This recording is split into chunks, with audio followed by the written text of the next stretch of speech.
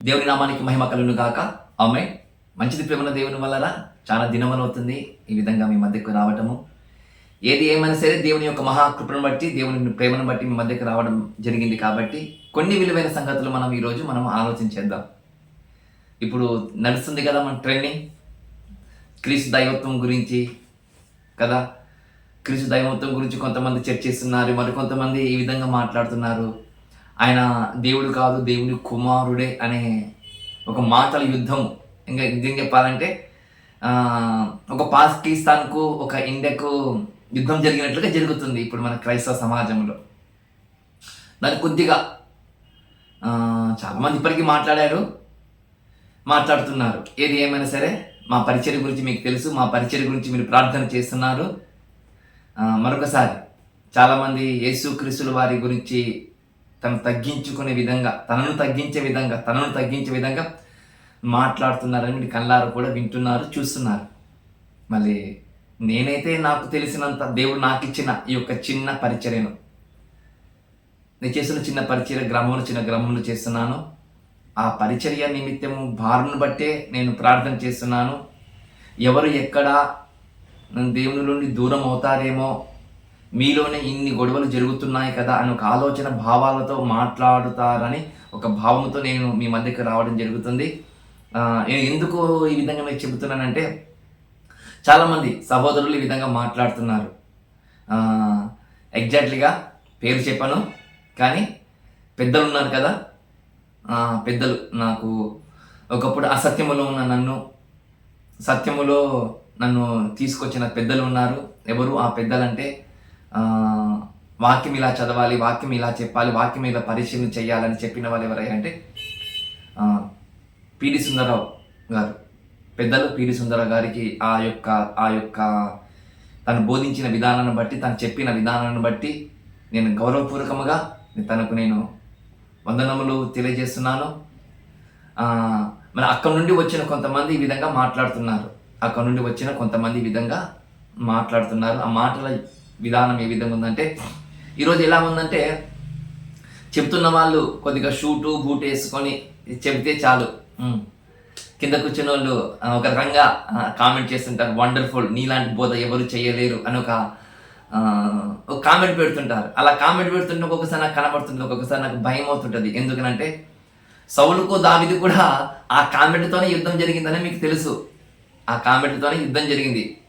నువ్వు దమ్మున్న వాడివి, వీళ్ళకు ఈ కొంతమంది అంటున్నారు కదా, ఆయనకు ఏబిసిడీలు తెలియవు, ఈయనకు ఏబిసిడీలు తెలియవు, నేను ఇతనికి 2 నిమిషాలు నేను ఓడిస్తాను అనే ఒక మాటల రణరంగం జరుగుతుంది కామెంట్లో కూడా. అది పక్కన పెడదాం. దాని గురించి దయచేసి పొగడదండి సహోదరులకు. మీరు ఎంత చేసినా ఇంకా బలంగా పరిచర్య చేయండి. ఈ ప్రపంచానికి కావలసిన ఆధ్యాత్మికమైన మాటలు ఇంకా మీరు చెప్పండి బ్రదర్ అని చెప్పే విధంగా కామెంట్ చేయాలని ప్రభునామమున కోరుకుంటున్నాను. అంతకన్నా మిమ్మల్ని ఏది కోరుకోను.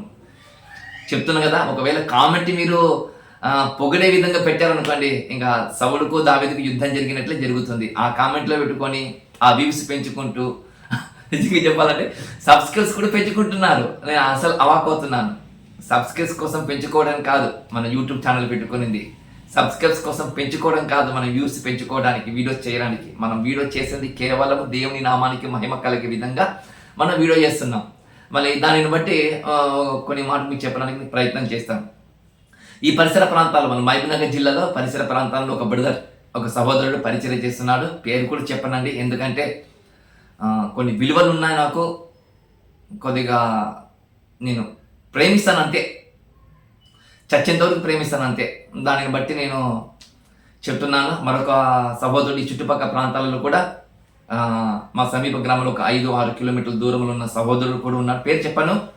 అతను కూడా ఒక రకంగా యేసుక్రీస్తుల వారి మీద కామెంట్ చేస్తున్నాడు, తగ్గించుకునే విధంగా మనం మాట్లాడుతున్నాడు. ఇద్దరు కలిపి ఒక మాట చెప్పాలని నేను ప్రయత్నం చేస్తున్నాను. ఏంటంటే, మొన్న ఒక మాట అన్నాడు బ్రదర్, మన మహబూబ్నగర్లో ఉన్న సహోదరుడు ఒక మాట అన్నాడు. ఏమిటి ఆ మాట అంటే, హిబ్రూలో చూడండి, గ్రీకులో చూడండి అని కొంతమంది గౌరవనీయులు పెద్దలు దైవ సేవకులు చెప్పారు. మళ్ళీ అదే గ్రీకులు చూపిస్తాను, తండ్రైన దేవునిలో నుండి వచ్చాడు యేసుక్రీస్తుల వారు వచ్చారని ఒక మాట మనకు యోహాను రాసిన సువార్త 5వ అధ్యాయము 26 వచనములు చెప్పాడు. ఆ మాట ఒకసారి మీకు నేను చూపెట్టడానికి ప్రయత్నం చేస్తాను. ప్రేమ దేవుని సంగమా, నా ఆత్మీయ సహోదరులకు ఒకసారి జాగ్రత్తగా నేను చెప్పేది కూడా పరిశీలన చేయండి. నేను చెప్తున్నానని మాత్రం ఆలోచన చేయొద్దు. పరిశీలన చేద్దాం. మనం అందరం మనం నిత్య లోకమునకు, నిత్య రాజ్యమునకు వెళ్ళాలంటే ఖచ్చితంగా మనము పరిశీలన చేయాలి. ప్రేమ దేవుని వల్ల ఒకసారి మనము ఇంగ్లీషు చూద్దాం. ఇంగ్లీష్లో ఏముంటుందంటే యోహాను రాసిన సువార్త. ఫస్ట్ మనం ఒకసారి తెలుగులో చదువుదాం లేండి, ఓకేనా? తెలుగులో చదువుదాం. 5వ అధ్యాయం యోహాను రాసిన సువార్త 5వ అధ్యాయం 26 వచనంలో చూద్దాం. తండ్రి ఎలాగ తనంతకు తానే జీవము గలవాడై ఉన్నాడో అలాగే కుమారుడు తనంతకు తానే జీవము గలవాడై ఉండుటకు కుమారునికి అధికారం అనుగ్రహించాను. ఈ మాటను చూపించి తండ్రిలో నుండి వచ్చాడని ఒక సహోదరుడు, మహబూబ్నగర్ ప్రాంతంలో పరిచయం చేస్తున్న సహోదరుడు చెప్పారు. దానిని బట్టి నేను సహోదరునితో ఈ విధంగా మాట్లాడడానికి మళ్ళీ చెప్పడానికి ప్రయత్నం చేస్తున్నాను. సహోదరుడా, మీరు చెప్పారు కదా గ్రీకులో మీరు చెప్పబడిన మాటను ఒకసారి నేను కూడా చదివి వినిపించడానికి ప్రయత్నం చేస్తాను. ఇంగ్లీషులో కూడా ఏముంటుందంటే, as for the father as life in himself so also to the son he gave life to have in himself అని కనబడుతుంది. ప్రేమ ఇది ఇంగ్లీష్లో. ఓకే, ఇంగ్లీష్లో మనం చూస్తాం లైఫ్ అంటే జీవమును అని మనకు లైఫ్ అని మనకు కనబడుతుంది. అదే ఒక విధంగా మనము గ్రీకుల నుండి వెళితే జీవము గురించి మనం గ్రీకుల నుండి వెళితే జియో అని అప్డేట్ అయిన వర్షన్. జియో 2 పదాలు ఒకే పదముకు చెందిన అర్థము. జియోన్ అంటే ఏంటంటే మళ్ళీ ఒకసారి చెప్పడానికి నేను ప్రయత్నం చేస్తాను. జియో అని అంటే తాను ఏమనంటే తండ్రి యొక్క భాగములో నుండి, తండ్రి యొక్క ఆత్మ నుండి వచ్చిన వాడు యేసుక్రీస్తు వారే అని అన్నాడు. ఎవరు? ఆ మహబూబ్నగర్ ప్రాంతంలో పరిచయం చేస్తున్న సహోదరుడు. ఇప్పుడు ఆ సహోదరుడు అడుగుతున్నాను, తండ్రిలో నుండి వచ్చిన భాగమని నువ్వు అంటున్నావు కదా సహోదరుడా, నేను ఒక ప్రశ్న అడుగుతాను. జియో అంటే నీకు అర్థం తెలుసా? నువ్వు అన్నావు కదా పెద్దలకు కొంతమందికి వాళ్ళంటే అందరి గౌరవము. ఇంకా బాగా చెప్పమంటావా? BOUIలో ఉన్న ప్రతి ఒక్కరు నాకు గౌరవము, నేను మర్యాదిస్తాను, నేను ప్రేమపూర్వకంగా నేను మాట్లాడతాను, నేను కూడా పోస్టర్లు అంటించాను, నేను చాలా కూడా వాళ్ళతో మీటింగ్ కూడా కండక్ట్ చేశాను. నేను వాళ్ళకి చెప్పాను, నేను బయోగ్రఫీ నా గురించి మీకు నేను ఎక్కువగా చెప్పాను. మీరు అన్నారు కదా మీకు తెలియదు, మీకు 2 నిమిషాలు ఓడిస్తాను, మీ తాత కాదు, ఇట వెంట్రుకలు ఎగిరేసి అవంతా ఈ యాటిట్యూడ్ వద్దు మనకు. ఈ యాటిట్యూడ్ మనకు వద్దు. మనకు కావాల్సింది ఒకటి, ప్రజలకు దేవుళ్ళు నిలబెడుతున్నామా లేదా ఒకటి. రెండోది ఏంటంటే చాలా మంది క్రైస్తవం మీద బురద జల్లుతున్నారు కదా, వాళ్ళ మీద ఒక టీమై మనము ముందుకెళ్దాం. వారి మీద ఒక టీమై ఉండి మనం ముందుకెళ్తే ఇంకా ప్రయోజనము, ప్రభు పరిచయకు ప్రయోజనము, మన ఆత్మీయ సేవకు చాలా ప్రయోజనం అని గుర్తు చేసుకోవాలని ప్రభు నామమున ప్రేమపూర్వకంగా మీకు తెలియజేయుచున్నాను. జియోన్ అంటే గ్రీకులో ఎన్నో నెమరికల్ వర్డ్ ఏముంటుందో తెలుసా? 2222 ఏముంటుందంటే జియో అనే పదంకు 2222. నువ్వు ఏమన్నావు? ఆత్మ అన్నావు కదా, ఆత్మలో నుండి విభాగింపబడ్డానని నువ్వు అన్నావు కదా, అది తప్పది. మీరు చెప్పింది తప్పు. ఉదాహరణకు ఇదే యోహాను రాసిన సువార్త 4వ అధ్యాయంలో 24 వచనములో మనకు ఒక మాట కనబడుతుంటది. ఏమని కనబడుతుంటది అంటే మీకు తెలుసు, దేవుడు ఆత్మ కనుక ఆయన ఆరాధించేవారు ఆత్మతోను సత్యముతోను ఆయనను ఆరాధించమని మనకు కనబడుతుంటది. ఇప్పుడు ఆత్మ అంటే పెనుమా, ఆత్మ అంటే పెనుమ. ఇప్పుడు పెనుమకు ఈ జియోకు సంబంధం ఉందంటే అసలు సంబంధం లేదు, అసలు సంబంధం లేదు. ఉదాహరణకు జియోని నెమరికల్ వర్డ్ ఏం చెప్పాను? 2222. అలాగే ఇప్పుడు కూడా మీకు నేను ఒక మాట చెప్తున్నాను, పెనుమ అని చెప్పాను కదా. ఈ పెనుమకు నెమరికల్ వర్డ్ ఎంత తెలుసా? 4151 41 51. ఇది గ్రీకులో నేను చెప్పింది, ఇది న్యూమరికల్ వర్డ్స్. ఇప్పుడు నువ్వు చెప్పావు కదా జియో అని. ఇప్పుడు జియో అంటే దేవుని యొక్క ఆత్మలో నుండి విభాగింపబడిన వారని చెప్పావు కదా, అది నీవు చెప్పిన మాట వాక్యానుసారంగా విరుద్ధము. జియో అంటే ఆధ్యాత్మికమైన లక్షణాలను గుర్తుపెట్టుకో. ముందు అందులో ఆత్మ నుండి విభాగింపబడి అది కాదు కాదు కాదు వాటి తప్పది. నువ్వు చెప్పిన మాట తప్పు, నువ్వు చెప్పిన రెఫరెన్స్, నువ్వు చెప్పిన విధానము తప్పు, నువ్వు చెప్పిన మాట తప్పు, నేను కామెంట్ చేస్తున్న వారు కూడా తప్పును గుర్తుపెట్టుకో. ఇప్పుడు చెప్తాను ఉదాహరణకు, ఇప్పుడు జియోను ఫర్ ఎగ్జాంపుల్ ఏమన్నావు, దేవులో నుండి వచ్చిన వాళ్ళని నువ్వు చెప్పావు కదా. ఇప్పుడు జియోని ఒకవేళ నీవు అనగలిగితే నాకు కొన్ని ప్రశ్నలు ఉండని చెప్పడానికి ప్రయత్నం చేస్తాను. ఏంటి జీవములు అంటే ఒకసారి బాగా గుర్తు చేసుకోండి. ఆయనలో యోహాను రాసిన సువార్త 1వ అధ్యాయము 4వ వచనము.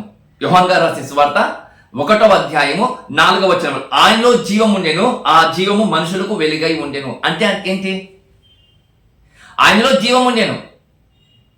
ఇప్పుడు ఆయనలో జీవం ఉండేను. ఓకే, ఆయనలో జీవం ఉండేను కాబట్టి ఇప్పుడు ఆ జీవము అందరికీ మనుషులందరికీ వెలుగై ఉండేను అంటే ఏంటిది? నువ్వు చెప్తున్నా గ్రీకులు చూడు వెళ్ళు, నేను చెప్పిన జియో 22 మాత్రం ఉంటుంది అక్కడ. నువ్వు జీవం అంటే ఇంగ్లీషు లైఫ్ అని ఉండొచ్చు, అక్కడ నెమోనికల్ వర్డ్స్ లో 22 అంటే దానికి అర్థం తెలుసా? లక్షణాలు, దైవిక లక్షణాలను గుర్తుపెట్టుకో. లక్షణాలకు ఆత్మలోని విభాగింపబడుటకు అది చాలా చాలా విరుద్ధమైన మాట. కొద్దిగా దయచేసి మార్చుకోగలరని ప్రభునామమున ప్రేమపూర్వకంగా మీకు తెలియజేయుచున్నాను. మరొక విషయం కూడా చెప్పడానికి ప్రయత్నం, అదొకటే కాదు, నా దగ్గర చాలా కౌంటర్తో కూడుకున్న ప్రశ్నలు కూడా ఉన్నాయి, చాలా ఉన్నాయి. దాదాపు ఒక 30-40 ఈ జీవంతో కూడా మాటలు చాలా ఉన్నాయి బైబిల్లో.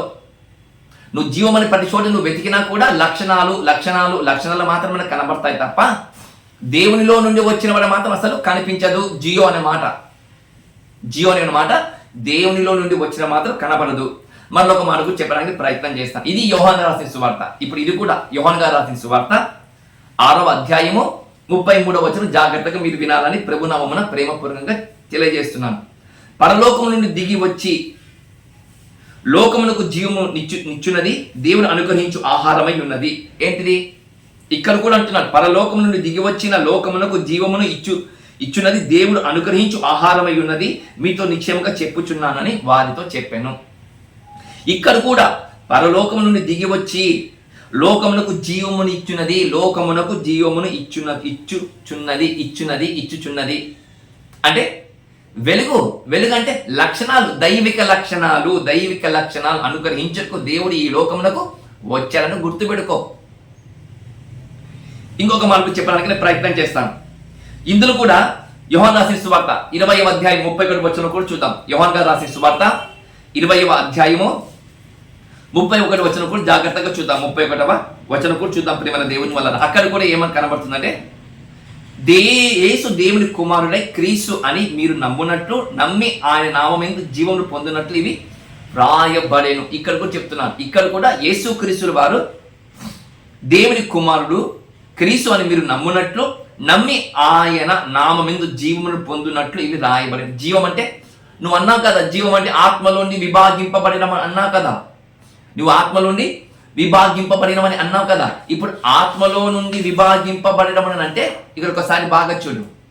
జియో నువ్వు చెప్పిన మాట ఏమని చెప్తుంది? నువ్వు జియోని చెప్పిన మాటకు ఏమన్నావు? ఆత్మలోని విభాగింపడం అని అన్నావు. ఇక్కడ కనబడుతుంది, బైబిల్ చెప్తుంది. నువ్వు దైవిక లక్షణాలు పొందుకోవాలంటే ఒక ఆయన ఉన్నాడు. ఆ వ్యక్తి ఎవరయ్యా అంటే బైబిల్ చెప్తుంది. ఎవరు ఆ వ్యక్తి? నజరేయుడైన యేసుక్రీస్తుల వారు ఈ లోకానికి వచ్చిన తర్వాత యేసుక్రీస్తుల వారిని దేవుని కుమారుని చెప్పడం జరిగింది. ఇది గుర్తుపెట్టుకో. ఏదో వ్యూస్ సబ్స్క్రైబ్ కోసం మాత్రం దయచేసి వద్దు, అలాంటి పరిచర్య వద్దు. మనం అందరము ఏకాత్మతో ఏకతలంపుతో పరిశీలన చేద్దాం. పెద్దలు ఉన్నారు కదా, వారు మాట్లాడుతున్నారు కదా, నేను 2 నిమిషాలు ఓడిస్తాను చిరుకులు వేసి వెంట్రుకలు అలా వద్దు, అలాంటివి మనకొద్దు. మరొక సహోదరుడు కూడా ప్రేమపూర్వకంగా ఒకరు చెబుతున్నాను. ఏంటిది ఆ విషయం అంటే, ఇక్కడ కూడా ఒక సహోదరుడు ఉన్నాడు ఈ పరిసర ప్రాంతాల్లో, యేసు దేవుని కుమారుడు అని చెప్పి తిరుగుతున్న ఒక సహోదరుడు. చాలా మందికి ఇప్పటికీ ఎందుకోసం యేసుక్రీస్తు దేవుడి కుమారుడు అని అన్నాడో తెలియదు నీకు. ముందు బాగా గుర్తుపెట్టుకో, నీకే చెప్పేది, నీకు తెలియదు దేవుని కుమారుడు అని ఎందుకు పిలిచాడో అది నీకు తెలియకుండానే నువ్వు మాట్లాడుతున్నావు. బాగా గుర్తుపెట్టుకో. నీకు పరిచర్య చేసే లక్షణాలు లేవు, పరిచర్య ఏ విధంగా ముందుకు పోయిన లక్షణాలు కూడా లేవు. ఎక్కడ చూసినా నీ పరిచయం ఒకటి, ఒక దేవుని యొక్క సువార్త, ఒక మనుషుల యొక్క సువార్త. మనుషుల యొక్క సువార్తని అనకూడదు, నువ్వు సువార్త చేస్తావు, చేయమని చెప్పను. ఆ సువార్తలో కూడా మనుషుల గురించి ఎక్కువగా నువ్వు మాట్లాడతావు. అది నీ పరిచయకు పెద్ద మైనస్ పాయింట్. నీకన్నా యుక్తి గలవాడు ఈ ప్రపంచంలో ఎవడూ లేరని అనుకుంటా చూడు, అది ఇంకా పెద్ద మైనస్ పాయింట్. బాగా గుర్తుపెట్టుకో సహోదరుడా, బాగా గుర్తుపెట్టుకో. నీ ఆరోగ్యం బాగాలేదు నాకు తెలిసింది, కానీ అప్పటి నుంచి నేను ప్రార్థన చేస్తాను నువ్వు బాగుండాలని. బాగా గుర్తుపెట్టుకో. ఒకవేళ నువ్వు అన్నావు కదా ఫోన్లో మాట్లాడదాము, ఇంట్లో కూర్చొని ఫోన్లో ఇంట్లో కాదు సహోదరుడు మాట్లాడది. నువ్వు మీటింగ్ పెడతావు కదా, నువ్వు చాలా మంది తొలకొచ్చుకుని మీటింగ్ పెట్టించుకుంటావు కదా, నేను ఇన్ని మీటింగ్లు పెట్టాను, ఇంతమంది బాప్తిస్తాను ఇచ్చానని గొప్పగా నువ్వు చెప్పుకుంటావు కదా. ఆ గొప్పతనం గురించి చెప్తున్నాను. ఇప్పుడు ఇదే విషయము మళ్ళీ చెప్తున్నాను. నేను మాట్లాడుకుందాం, తరికిద్దాం, దేవుని గురించి తరికిద్దాం. ఈ తరకన అనేది ఒక వేదికగా పెట్టుకో. ఒక వేదికగా పెట్టుకున్న తర్వాత ఎవరైతే నువ్వు చెబుతున్నావో చుట్టుపక్కల ప్రాంతాలకు వాళ్ళందరూ రావాలి, వాళ్ళు కూడా వినాలి కదా. ఒక రూమ్లో కూర్చొని, ఒక చెట్టు కింద కూర్చొని అది వద్దు, అలాంటి వద్దు. కూర్చుందాం. నువ్వు 100 మంది తోలికి వస్తావా, 200 మంది తోలికి వస్తావా, ఆ రోజు కూర్చొని నువ్వు చెప్పేది తప్ప, నేను చెప్పేది తప్ప ఆలోచన చేద్దాం, ప్రజలకు చెప్దాం, సమాజానికి చెప్దాము. ఎందుకంటే చాలా మంది ఈరోజు ఫ్యాన్స్ ఎక్కువైపోతున్నారు మనకు. ఎందుకు ఫ్యాన్స్ ఎక్కువైపోతున్నారు? ఇప్పుడు అలాంటి ఫ్యాన్స్ వద్దు మనకు కావాల్సింది దేవునికి ఫ్యాన్స్ చేయాలి, ఆయనకు ఫాలోవర్ చేయాలి. మనకు కాదు ఫాలోవర్స్ ఉండేది ముఖ్యము. ఎవరికి?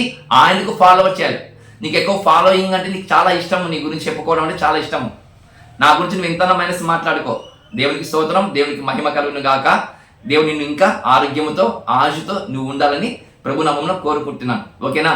ఒకవేళ చర్చిద్దామనంటే చెప్పాను కదా, ఒకరోజు కూర్చుందాం, అందరం సమాజంతో పాటు కూర్చుందాం, సంఘాలతో పాటు కూర్చొని అప్పుడు మాట్లాడదాం. అప్పటి వరకు జాగ్రత్తగా నువ్వు చెప్పేది తప్ప రైట్ అని విమర్శించుకో అని ప్రభు నామమున కోరుకుంటూ ఈ కొద్ది మాటలు మీరు చెప్పారు కదా సహోదరుడా. యోహాను రాసిన సువార్త 5వ అధ్యాయం 26వ వచనములో ఆయనలో జీవము నేను, ఆ జీవము ఎవరికి ఇచ్చాడు?